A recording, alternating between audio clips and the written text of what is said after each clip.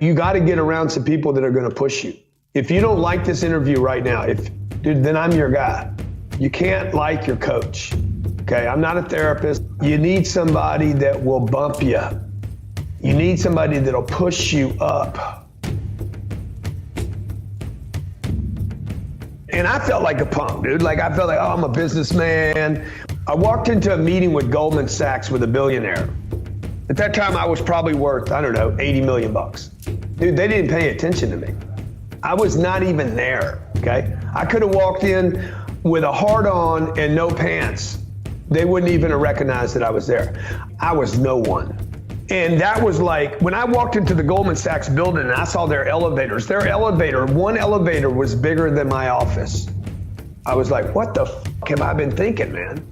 Okay. Now at that time I owned a bunch of real estate, but I refused to manage other people's money. All these people, all these little players, my accountant, my lawyer said, don't manage other people's money. Don't take other people's money. Don't let other people invest with you. It's a problem. Leave other people's money alone, man. Don't get too big. All these other people. Then I walk in the Goldman Sachs building. I'm like, how'd they build this place? They raised other people's money.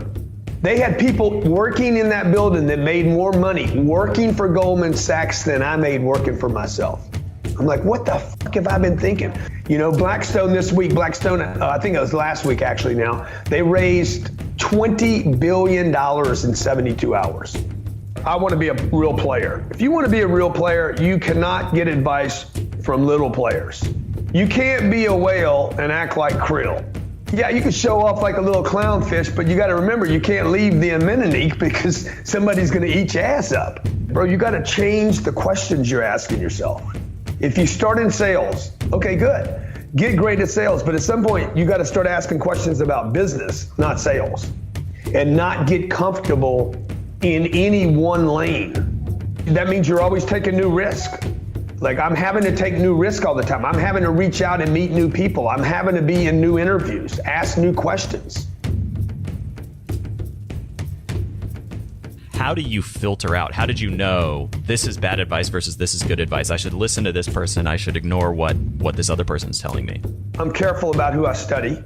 And then when I find somebody, I'm like, okay, I like this person. I want to study them. I don't just take data from them without taking a look at the data. Howard Schultz is famous for saying one of the things that he believes in is don't advertise. He's a multi-billionaire, took an idea called Starbucks. It's a world-recognized brand today, one of the most valuable brands in the world. He says, do not advertise, okay? I saw this morning. And I'm like, Howard says, yeah, I've seen that before. What does that really mean? Does that mean I should not advertise? And I'm like, wait a minute. He doesn't spend money on advertising, okay? But he buys the best locations in New York City to put his stores on. In Miami, the best locations possible. Houston, Texas, best locations possible. Tokyo, Japan, best locations. He will pay more money for a lease to make sure he gets traffic he needs. That is a form of advertising. In fact, it's cheaper for me to buy some space on Facebook than it is for me to buy a Fifth Avenue and 43rd Street. So he is advertising, okay? Also, number two, for him to become the president of the United States, which he dropped out of, he would have to advertise, and he didn't, so he had to drop out. So just because a guy's super successful, and just because he has a piece of data, doesn't mean you want to just drink it, eat it, without first studying it. If you're Lay's potato chips, you need to advertise. If you're Nike, you better advertise. If you're a small entrepreneur, you need to get the whole world to know you, you must advertise. This is a mistake I made for 20 years. Not marketing, not advertising, holding on to money. I don't want to spend it because I was a little player. And the reality is if nobody knows me, they can never trust me. Yeah, and what I did for 25 years is I just tried to get people to trust me. The first thing I did was I made a different mistake than that. I thought if people just saw how good my product was, I'd be good. So I spent years with this idea that I had the best product and that was going to do it. That was a mistake. Then I'm like, okay, now I need to get people to trust me. Well, that was actually a mistake too. I need to get people to know me because if they don't know me in an industry, my product doesn't matter and they'll never trust me. We all see signs of best product getting beat all the time. So just because you have the best product does not mean you're going to get the most business. You have to get known. I've spent the last 8 years, well, I didn't have an Instagram account 8 years ago. Nobody did. I didn't have a Facebook account. Facebook had just come out. I started a YouTube account, I think 11 years ago.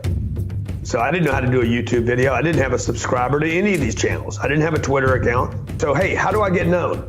Make a list. Who do I want to know me? Okay. We probably spend $1 million a month in monetary exchange for ads today. How do you stand out when you're creating all this content? There's so much noise now on social media. Frequency. You got to be frequent. It's not how unique your content is in the beginning. People have to trust that you're going to be there. In the beginning, they actually have to be a little shocked that you keep showing up. Because a lot of people are just they're buying bullshit likes. I'm glad the likes are going to go away. It's going to destroy people, man. It's going to kill them. These guys on Instagram, they got to get their likes.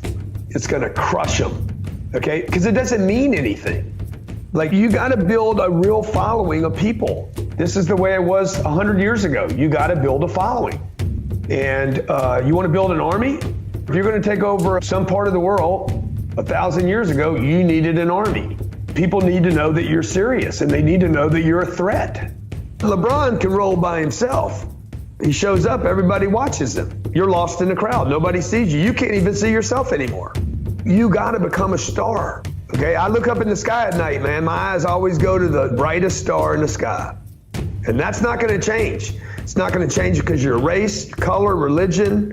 You got to be the brightest star in the room. Otherwise, you're going to get overlooked. Let's use Warren Buffett. Warren Buffett never talks about his $38,000 house. One house he's bought his whole life. He's investing money in companies. Most Americans, the biggest investment they make in their life is to buy a house. Most entrepreneurs have more equity in their homes than they do their businesses. Put more money down on their house than they do their advertising budget. Spent more money on furniture and paint and roofs and appliances than they do their staff or their furniture. What can they do to start taking action or to implement something we've talked about? Oh man, there'd be a lot of things you could do right now. One, how much money do you have in a savings account? Get rid of all of it. Don't save any money. Retirement account, take it all out.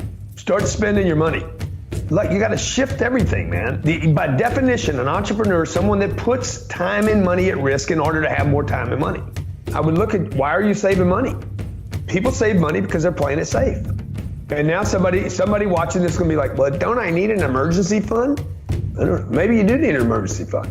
What you need to do is build your damn business so it'll take care of you in emergencies. Build cash flow so that you have cash recurring flow, income stream.